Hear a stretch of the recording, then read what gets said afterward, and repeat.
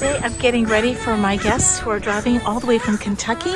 I have a back cottage that I use for rentals, and I guess you call them midterm rentals because there's a minimum stay of 3 to 6 months.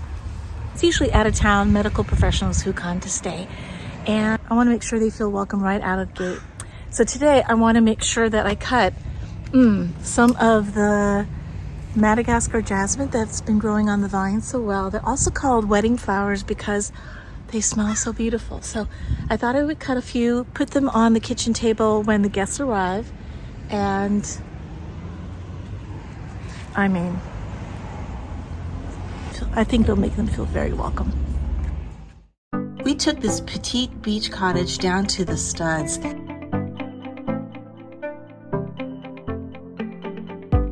And brought it back to this decade. It's only 625 square feet, but it has its own private garden. It's only a few blocks from the beach. It truly is a hidden treasure. One thing I like to do is to include something from the garden, whether it's flowers, and in this case, a bowl of passion fruit. This passion fruit vine is growing all along the fence of this cottage, and I planted it about 3 years ago, and it's so bountiful. And right now it's really coming into its own. And I like to include a little bowl full, and they can mix it in with your yogurt in the morning or put it in to their smoothie for a little extra antioxidant boost. And it's just a lovely way for them to be welcome into the house. This little vase, I'm gonna put in the Madagascar jasmine that we picked. And the Madagascar jasmine is gorgeous, but it does vine. So it is a vine, so it's not gonna stand up real straight in the vase. I pick off just the bottom few leaves, and they're just gonna drape very nicely. And they smell so good, you guys.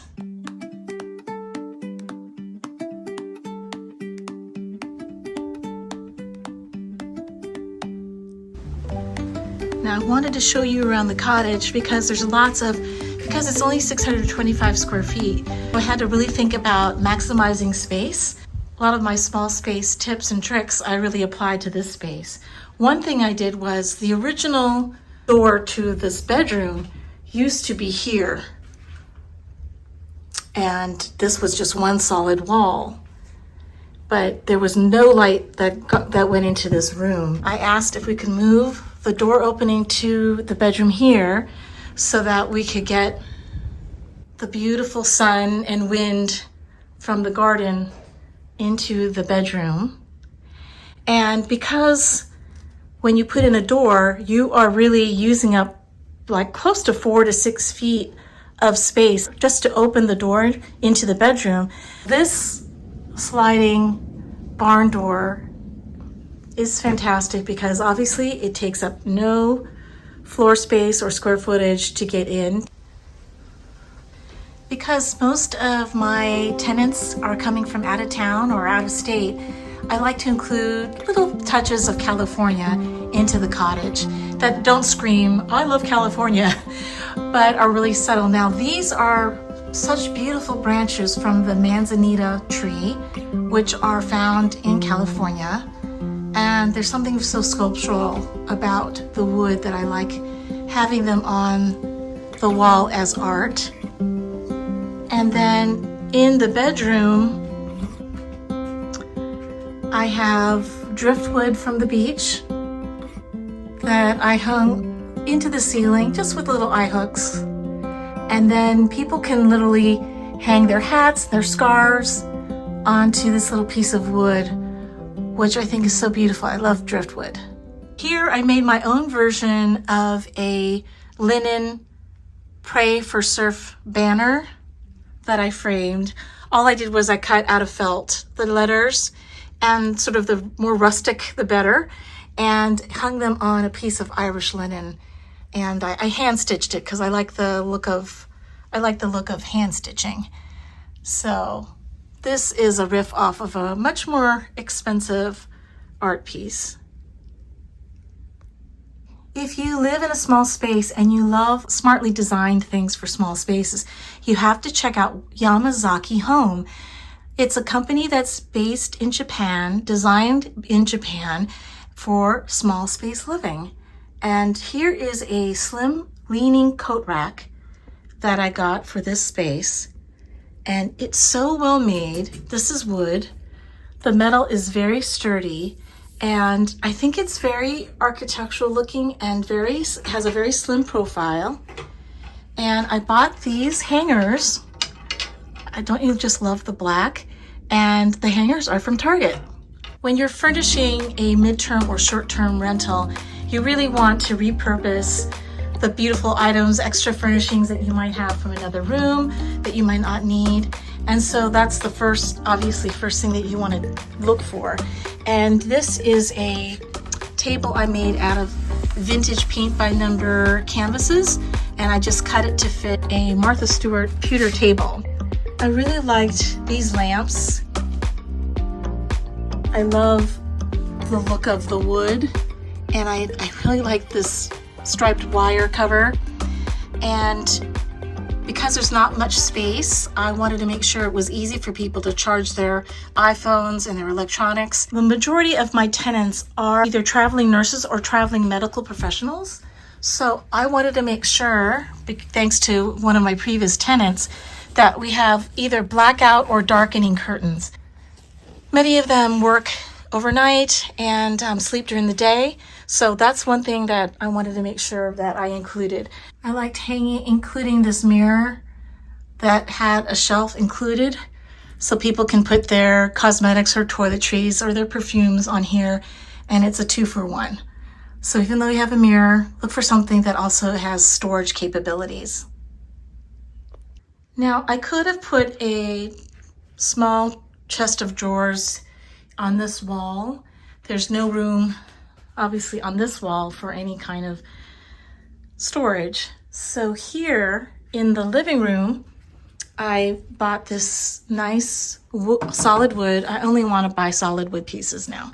So it's solid wood with these nice rattan sliding cabinet doors, and here they can use this as storage for their shirts and t-shirts and things like that. So this is the bureau, except that I put it into the living room. And what I also love about it is when you have a small space, look for furniture that has sliding doors, because this cabinet would not be able to open because this chair has to be so close to this cabinet because we have a small living room. But it doesn't matter because you have sliding door cabinet doors. So I've had this ottoman puff for a few years and it still looks fantastic. It got a little bit flat, so it has these beanbag pellets inside, and it just got a little bit compressed over the years, so it was looking kind of smushed. So all I did was I bought some more pellets at the craft store at Joann's. Luckily, this puff has a zipper opening, so I just cut this open, added a bunch more pellets, and now, so it looks a lot puffier. And this bench can actually fit 3 people. So it's kind of a nice space saver in a way to have a bench instead of all these little chairs. So here I got rid of all of the cabinet doors and kept the cabinet shelves and just lined the backing with some wallpaper that I loved. And I think the open shelving idea works very well here. Now here, I just modified a wine rack and I adapted this one for coffee cups. So this one is the same thing, but I added some cup hooks on the underside of the wine rack, and it's a perfect coffee cup holder. So we didn't have to put another shelf or take up any counter space. Here is one of my favorite rugs for this kitchen. It just doesn't show any dirt, to be honest. It's one of those ones that already looks distressed, and it's synthetic, has a rubber backing. And I know this is controversial, but before washable washable rugs came onto the market, I always wash this in the machine. So between guests, I put it into the machine on the very short cycle, very gentle cycle, and then I air dry it. I turn it over, and because we have such good weather, I put it in the shade, but I let it dry out in the patio. So this is a washable rug, but it's not marketed as a washable rug. And so for you guys who are trying to style your rental home, think about that. You can just buy a synthetic rug, and most of the inexpensive ones are synthetic, and they wash up just great. In my New York apartment, in my kitchen, I created sort of a pop art wall of caviar tins, just to give it a little personality without breaking the bank. And I repurposed them here in this rental kitchen because it just is so fun. And then I recently added these bronze looking hooks, and because the place needed a little bit more storage. So I had a piece of wood, put them into the studs, was very proud of myself, hung these hooks onto the wood, and then these little baskets from IKEA, these little market baskets are so great. You can just keep them open and, you know, put your fruit, your apples, your peaches, and it's also a great place to put, you know, your shopping bags. There's still a few little things I need to do before the guest gets here, and I guess I call her a guest instead of a tenant. That's how I think about it. They're coming from out of town. Most of them have never been to San Diego, and it's their first working experience here, so I really want it to be great for them and to be stress-free. I hope there's one or two great takeaways that you can apply to your small house, whether you're furnishing a rental or getting a guest room together. I'll see you next time right here on Nutshell Living. Bye.